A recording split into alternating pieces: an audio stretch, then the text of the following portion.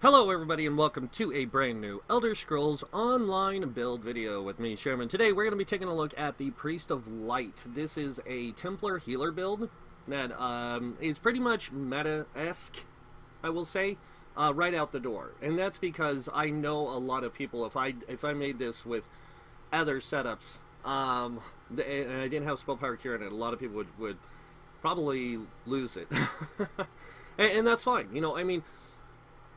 But please understand, these builds I'm releasing are non-meta. They are builds to help people understand the game itself and to get to in-game. A lot of these builds can be used in in-game. Yes, they're going to have issues compared to the meta, but you know what? They still work. And that's what people care about. People care about playing things that are different. And the reason why is because not everyone's the same. Everyone has different playstyles. Everyone has different options. And they like the availability of choice. Now, a lot of people use builds as a tool to guide them in the direction they want to go with their own build. And that's the way it should be, always.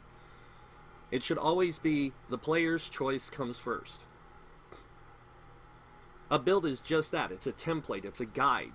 And that's what a lot of us have been trying to do for a long time, is offer builds as a template and say, hey, this is how we put together the build, but you can do with it as you wish. You can change things, you can alter things, you can make it your own. Now, I do not like to tell people how to play the game, and the reason why is because I'm not that person. I'm not the person on the other side of the screen watching my builds. I can't make the decisions for them. I can guide them, but that's it. So that's what these builds are. Just so you guys know, they're just builds to help you get to in-game. If you like the build at in-game, you can still utilize it at in-game. As long as it still works the way you want it to, it'll still work at in-game. So, now that that's out of the way, let's get into the build. Priest of Light. It is a High Elf Templar build. Now, you can change the race. It doesn't have to be High Elf. I just chose High Elf because of the racial passives and how it plays into the idea. So, right out the door, you can see we have a 35k Magicka, 17k health, 11k stamina, 2,334 magic recovery. Now, this one is wearing 7 divines. Because I chose to be a high elf, I get 10% max Magicka, which gives me a little bit more max Magicka, so I can do a little bit of play with the health in there, but I still am running tri-stat glyphs in the 3 bigger pieces. I'm going to say that now. We are running 35k max Magicka, 17k health, 11k stamina, as I said. We do have a low spell damage and a low weapon damage, but, you know, we're not using melee weapons. We're more focused on the spell side. This is the area that you need to focus on when you play a Magicka build. If you're playing a stamina build, this is where you need to lay focus. Over here we have 12k spell resistance with an 8k physical resistance. Don't worry too much. You're not in the heat. You're not, like, standing in the heat like a tank and melee DPS are, so you don't need as high in there. Moving on down the line, we are running the Enchant Stone. As you can see, with 7 divines, it gives us 362 magic recovery. If you run with the 3 big pieces infused, it goes to 309. You're not losing a lot of recovery. So, Witch Mother's Brew gives you 319 max magic, or gives you 319 magic recovery with max health and max Magicka. They're kind of low for dual stat food compared to the 1 hour blue food. But don't worry, you're not here to be damage dealing. You're here to do your role. So you don't need to focus so much on having max Magicka or max spell damage. You need to focus on your role, which is being a healer. Alright, so moving on to the gear. Now the gear is a little different from all these other setups I went with, and that's because you are running 5-piece spell power gear on the top. So you're running the helm, the chest, the boots, the gloves, and the leggings. All are divines. They're all spell power gear. You're running 1 Chokethorn piece, and you are also running 1 Lamia's sash. Now, Lamia's is a really highly unused set, and I know why, but I want to point out how it can work with a Templar. Most of the time, a Templar is going to be running high ultimate cost abilities. Those high ultimate costs, instead of just using the ultimate to cast the ability, now you're using it to cast a heal as well. Because this 5-piece bonus, when you use an ultimate ability, you heal you and your allies within 20 meters, and it doesn't have a limit. So even in a raid, it applies to everyone that's in that 20 meters. So if everyone's in a close proximity to you, they all get this heal. Now, 33 health per point of ultimate cost. Our highest ultimate cost is 250. Our lowest is 200. Because of the 2 abilities we're using. Now, it's not 250, it's like 243, but it's per point. 33 health per point. So it's already, almost 3,000 health at 200. Or at 100 points. It's almost 3,000 health. Because it's 33 per point. So at 250, that's almost a 6k heal. Now, I don't know exact, I didn't calculate it or anything, but that's a pretty big heal. And that was really guesstimated just now, but that's a dang big heal. Now, I tested this set. And whenever I was popping Warhorn or I was popping my barriers, man, it was just like a good burst heal. Just all of a sudden, boom. And it really helped in the group play. So I just thought I'd introduce it with this setup because I thought it worked really good in combination with Spell Power Cure. Because Spell Power Cure gives weapon damage and spell damage when you heal at 50%, or at a 50% chance when they're at 100% health. You give them both weapon and spell damage. Now, if you look, both of these give max magicka. 2 things of max magicka. One gives spell damage. Lamia's also gives spell recovery, or magic recovery. So you get a kind of a good mix in there of recovery, magicka, damage, and stuff. But the 2 5-piece pieces work well together. So it's kind of really cool, because you can even proc the heal off of this to give Spell Power Cure, which is kind of nice.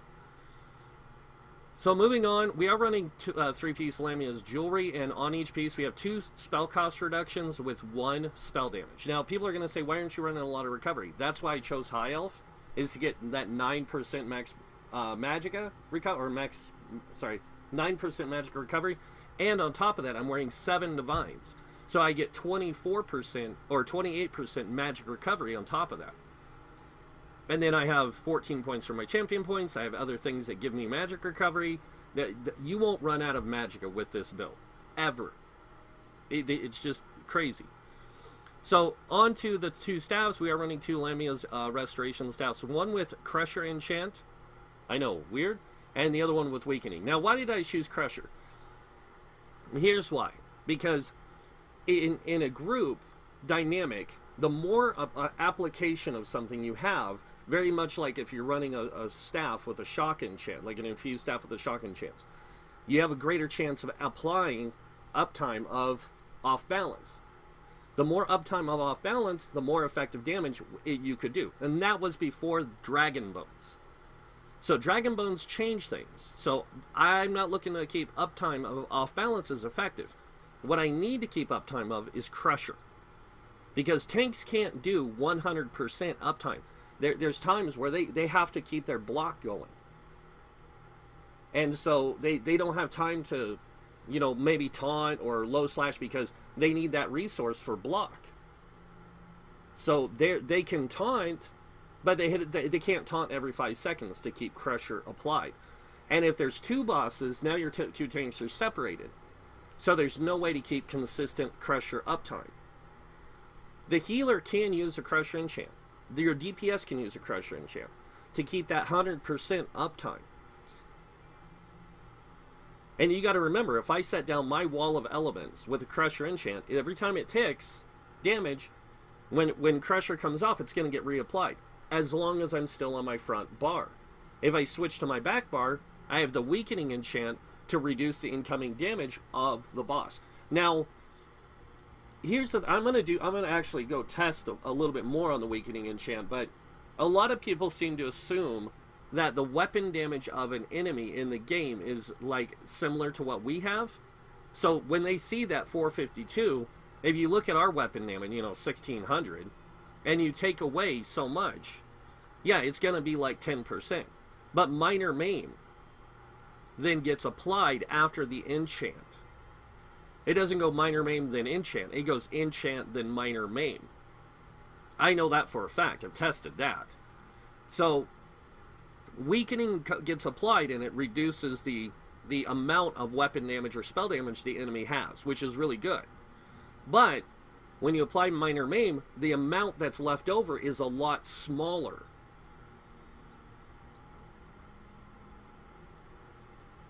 So it doesn't work as effectively. 15%, let's say they have 1600 weapon damage. You remove 400 and something with this, or 500 and something with an infused on Thorax. And that 500 and something from 1500 leaves 1000. You remove 15% of 1000. That's 150. It doesn't do as much as you think when you think about it. Now it does do almost half their weapon damage, but not enough that it really works. Now if you take 12% of 1500, you know, 1000 or 15% of 1000 is going to be roughly about 150.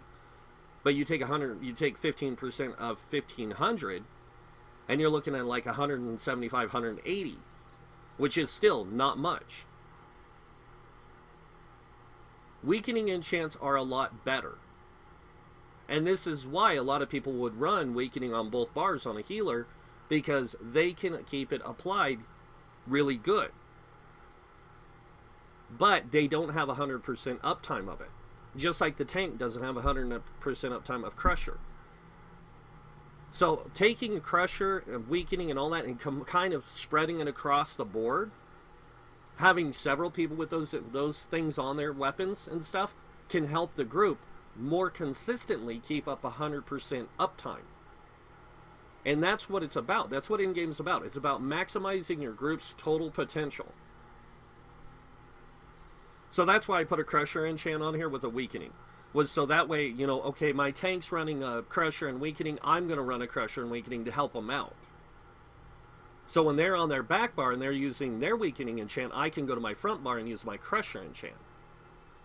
So that way we compensate.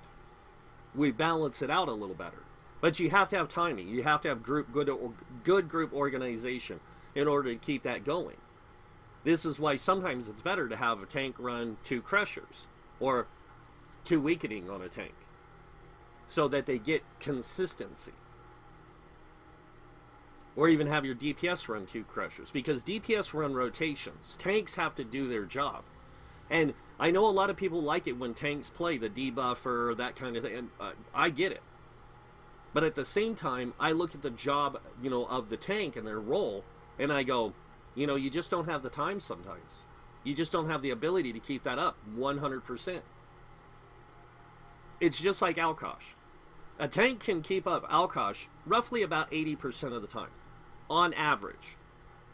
So you still have 20% of airtime without it.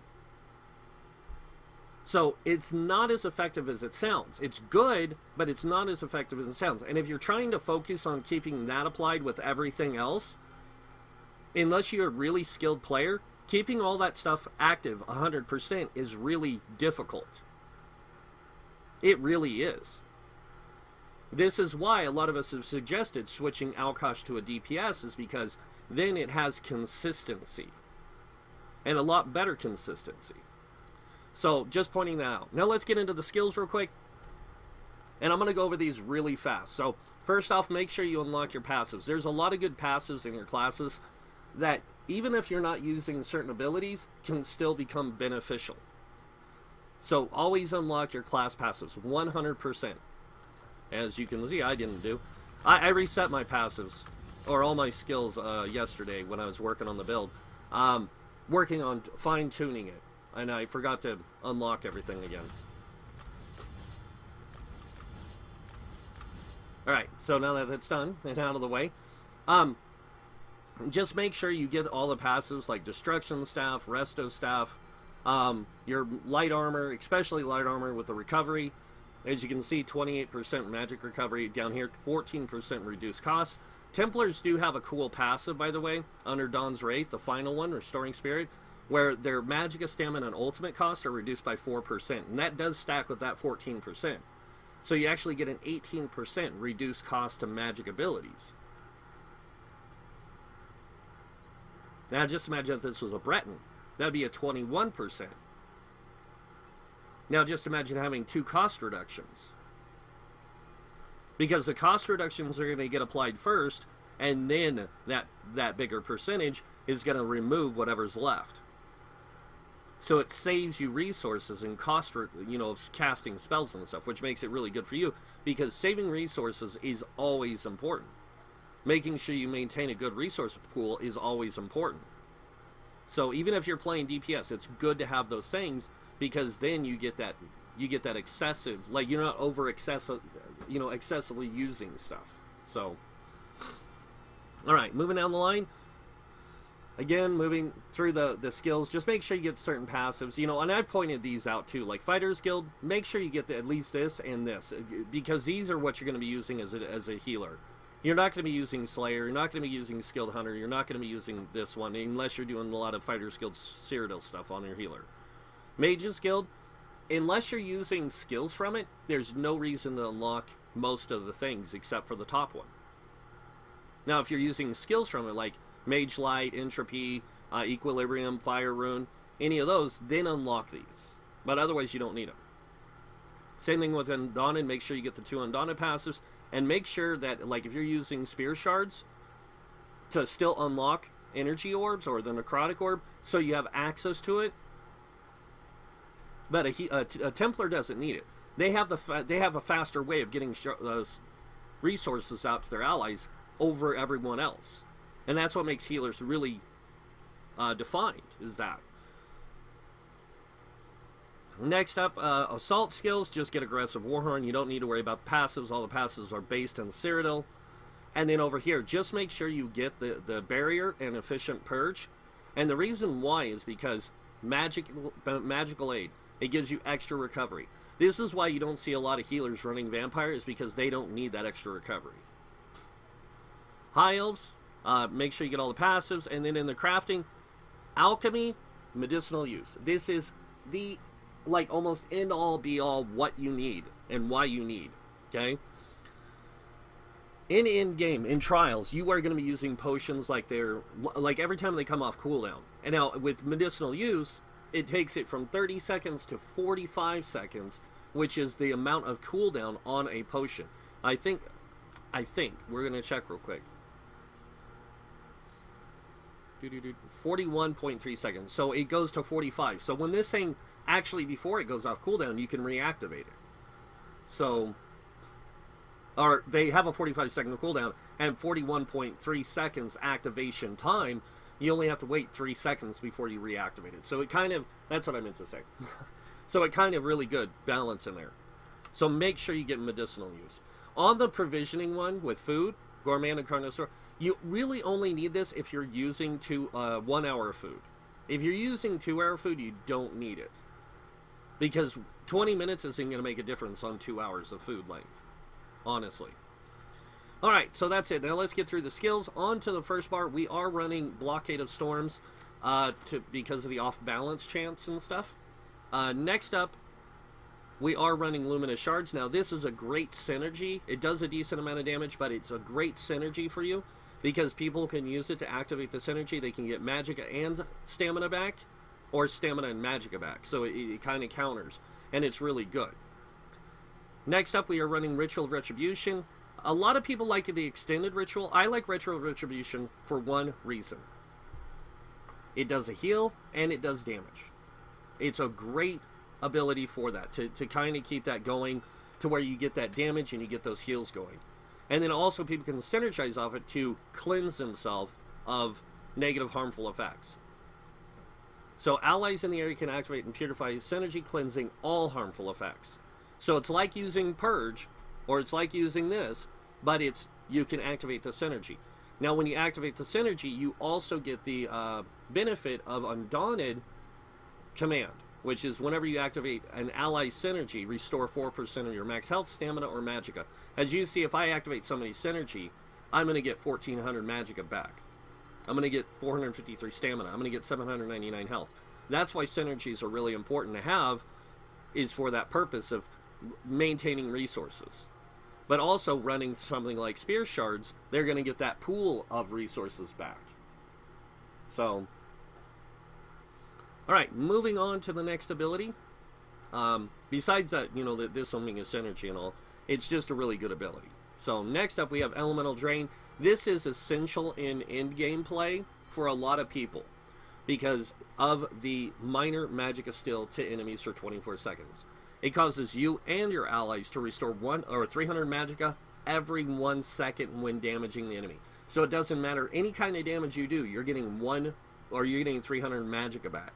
It really allows, like, your tanks to help manage their Magicka resource. It helps your DPS manage their Magicka resource. It even helps your DPS, your stamina DPS, manage their Magicka resource when they're activating, like, things that could possibly be Magicka based from their class, or Magicka cost. So it's a really good way to help them manage resources. Next up we have Efficient Purge. Great cleansing tool.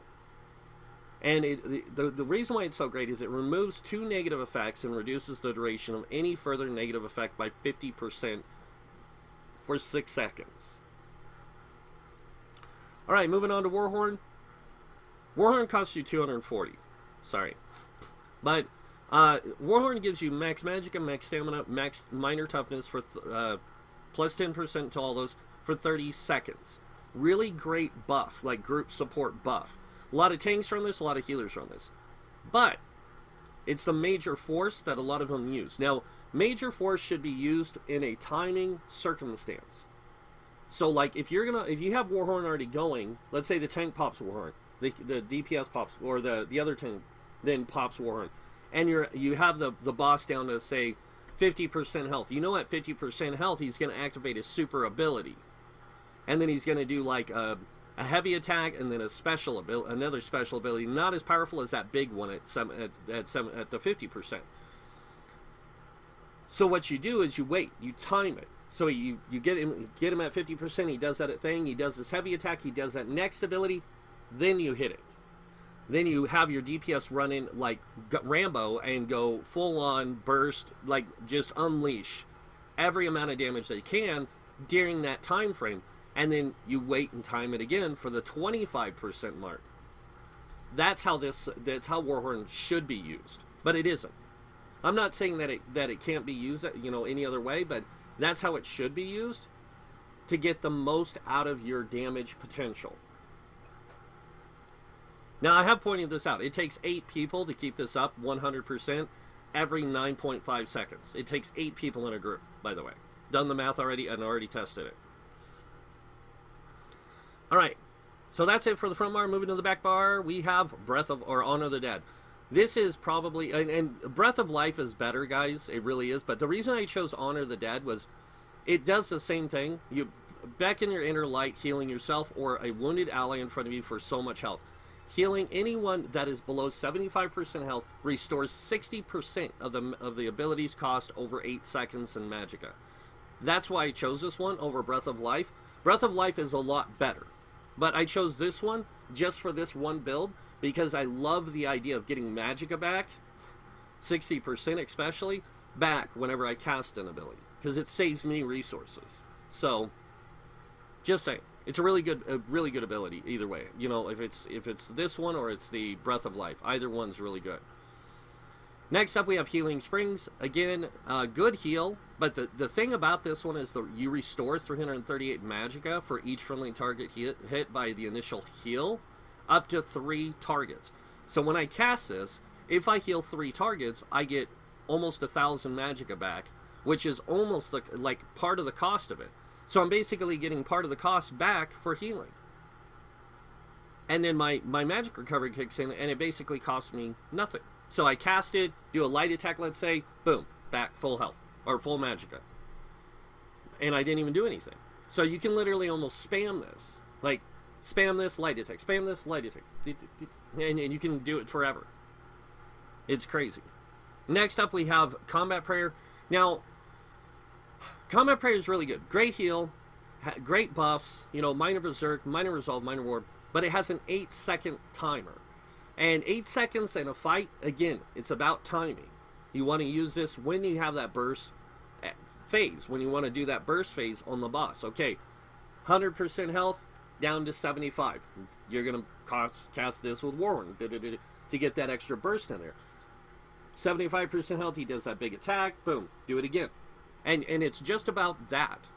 It's about timing and making sure you're getting the most benefit out of this as you can. Alright, next up we are using Healing Ward. Great damage shield for your allies, for yourself, and it heals and does all that stuff. It's just a great ability. Last but not least is Channeled Focus. This is your major ward, major resolve buff you're going to use, but the reason you're using it is it also recovers 120 magicka every 0.5 seconds. You're getting 240 magicka per second. Add that to all the other kinds of magic resources you have, and you get a lot of magicka back easily with the Templar. And last but not least, Reviving Barrier. I've already explained Reviving Barrier 100 times, but I'll go over it one more time. Basically, the best damage shield in the game. Now, it does have a small radius of 12 meters, but anyone within that 12 meters will get the damage shield, and it is the strongest damage shield in the game, and it has the longest duration of any damage shield. It's got a 32k power with this setup, and 22k heal over 30 seconds. That's uber, okay? Now, in some situations, this is your oh boop button. Like, oh no, they're gonna die. Pass. Stop the damage. It's that good. And in a trial setting, a lot of trial players don't use this, but it's really good in trial settings. So, alrighty, so that's it for the skills. Moving on to the champion points. Starting with the red tree, very similar to all the others. 37 in Ironclad, reduces damage taken from direct damage by 15%. Next up, 37 into Thick Skin, reduces damage taken from damage over time effects by 15%. And 43 into Hardy and 43 in Elemental Defender. Both of these, along with the Thick Skin and this, stack together. So, just letting you know. Moving on to the, before I move on, we do have 8 points on the light armor focus, just to give us that extra survivability. We don't need healing receive. We have the highest heals in the game. Healers always do. So we don't need healing receive. Our heals are going to cover us. Alright, moving on over here, we have 16 into Expert Defender, reducing damage taken from light and heavy attacks. Now, a lot of people point this out. Most enemies in the game hit you with direct damage. We know that. So having good direct damage mitigation is really important. But they also hit you with a lot of light and heavy attacks. So having that extra mitigation there helps just as much. Because this stacks with the Ironclad. So this 10% stacks with that 15%, making it 25% reduced damage from light and heavy attacks, and 35% from light and heavy attacks because it stacks with Elemental Expert in the other one. But this also, the other one also gives you that with that, and that's 35% damage mitigation. Now, it's not quite as good as, you know, like, say, 22% mitigation from the direct damage. But 22% and 10%, or 8%, is 20%. Because the way people set up their points. So, moving on to here, 56 in the Bastion improves your damage shields. If you're not using any damage shields, there's no reason to have this. If you're using damage shields, you always want to maximize this. Even if you're a tank. And the reason why, it makes your damage shields that much more powerful and makes your survivability that much better. Right, moving on. 23 in the Warlord, 22 in the Sprinter. This is just resource management, guys. It's just for your stamina resource management, because you do utilize a lot of stamina regardless of what you think. You block, you dodge rolls, you break free from being stunned or knocked down, and you do this in PvE and PvP. So reducing the cost saves you resources immensely. And then moving on to the middle tree, we have 75 in Arcanus. I don't know why I keep doing this. I need to do that, but it's just a habit, guys. I've been messed around with the CP system, and I usually am pretty smart about this, but here lately I've been making a lot of mistakes. All right, So 75 in Arcanus. This reduces or increases your magic recovery by 14%. 25 points into this extra is going to give you 1%. That's wasted points you could use for something else to give you a greater benefit from something else. So 1% isn't going to make a huge difference. So 75 points here, giving you 14% magic recovery, and then 14% in here, increasing your stamina and magic return on your fully charged heavy attacks. Since you're using magic weapons, you're going to get magic return. Now, Resto Staff gives you 30%. Regular Staff gives you, zero, nothing extra. You get a base of 30%. So with your Lightning Staff, you get a 44% return. With your Resto Staff, you get a 74% return. Now, I've already told people how this works, like your recovery works, the recovery system. Basically this, whatever recovery mount you have, so let's say like this one has 2,300 and something, I get 74% of that added to it. So I get that 2,000 something with 74% added to it when I do a heavy attack. Well, in 2 seconds of the heavy attacks cast, guess what? I also get the recovery rate of the normal. So I get both of those things back in return. That's why it looks like you get a ton of resources back when you do heavy attacks, is because of that. Alright, moving on down the line. We have 23 into Tumbling. This reduces the dodge roll cost by 10%. And then we have 23 into Shadow Ward, reducing our block cost by 20%. Or 10%. Sorry, these are both 10%. Sorry, the cell phone was going off nearby and it was kind of distracting me. So yeah, 10% in both of these. Moving on to the blue tree, 75 into Bless. This gives you 4% or 14% healing done. You are a Templar. So when you put down this Rune of Focus thing on the back bar, as you're standing in it, you get 8% minor mending and it will just continue, as you can see. As long as this circles up, you get 8% healing done. When you add that to that 14%, that's 24% healing done. This is why a lot of people play Templars. They're easy to play when it comes to healers. They already have all the tools necessary to be a good healer.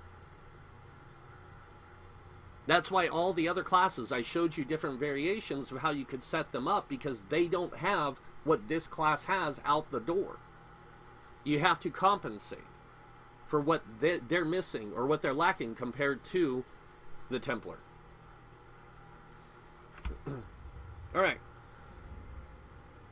So moving on, we have 56 in the Elfborn, increasing our critical healing done and our critical damage. Now, it's only a 20% increase. A lot of people will be like, well, you could get extra out of it if you put it up to 81. You could take it up to 24%. Yeah, I could. But what's more important? My heals being more effective or my damage overall being more effective? Now, a lot of people are going to be like, well, healers don't have time to do damage. If I have time to do a heavy attack, I'm doing damage. If I have time to throw a light attack or throw out Wall of Elements or any ability that can do damage, I can do damage. Why not build on that? And that's what I did with this setup. First off, I'm a high elf. I get 4% increased lightning damage. So on the lightning staff, I get 14% increase in damage because I have 10% in here with 43 points. That's going to improve my overall damage with that tool. That's why it's important to build into the things that you're utilizing. So, being a healer, you don't focus into DPS. You focus into adding extra damage. That's it. Adding extra damage. So that's why this build utilizes this. We have 4 points in the Spell Erosion, increasing our spell penetration. Wearing 5 pieces, or even 7 pieces of light armor, you get 484 spell penetration. With 414, it takes you over 500, and in fact almost gets you as close to having Major Breach already. Then you add Breach on top of it, and now you're looking at over a 10k penetration. So it increases your damage potential. Alright, moving on. We have 16 into Staff Expert, increasing your light and heavy attack damage done by 10%. Now, 10% doesn't seem like much, but it adds up really fast. Next, we have Master at Arms, another 10% to our direct damage. Our initial attacks from heavy attacks with the Resto Staff, Lightning Staff is direct damage. The initial hit, the first hit from it. So it'll always be a bigger number. And in fact, it shows up above the enemy's head. The rest of the damage that it ticks for will show up down at the bottom off to the side. And I'll show you the guys that here in a second.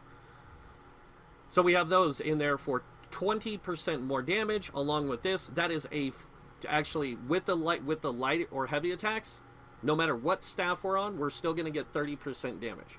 But with the lightning staff, we get 34% increase in damage. And then that damage can also be boosted by 20%. And this is 20% on top of 50%, because all crits do 50% more damage. So I actually get 70% more damage for my critical hits. I get 70% more heals because I crit. This is why the Templar is so widely used as a healer. It is literally built for healing. But so are the other classes. They just don't work in the same mannerism. Moving on to the final one, we have 23 into Thaumaturge because there's no reason to put 75 in here anymore to get the Exploiter passive. It's just not worth it. So we put 23 in here to get 10% more damage from damage over time. We are using damage over time abilities that are affected by this. Those abilities are very simple to spot. This is damage over time. It is boosted by that 23%. This is damage over time. It's boosted by that 23%. This is damage over time, which is boosted by that 23%. Sorry, this one. These three are. So if I'm utilizing these three abilities, I get extra damage over time from it, and it boosts my overall damage experience, or damage ability, and makes me not just a healer anymore. It makes me a small damage dealer. Very small damage dealer, but I can pull 8 to 12k on a good rotation, which is going to be really beneficial for my group. Now, the reason I chose to run Crusher on this is because, like I said, even if the tank has Crusher up, if the tank's Crusher falls off, I have a chance of reapplying it before they do. So the consistency of keeping Crusher is more available. So, yeah. So let's see this build in action real quick, and I'm going to show you guys what I mean. So if I heal myself, if I put down my Ritual of Retribution, I can get Spell Power Cure from it, if I can get it to proc. Alright, Spell Power Cure is applied. Now watch my damage per second. Watch when I hit, say it's 16 something, and then it goes to 2903. That's me critting.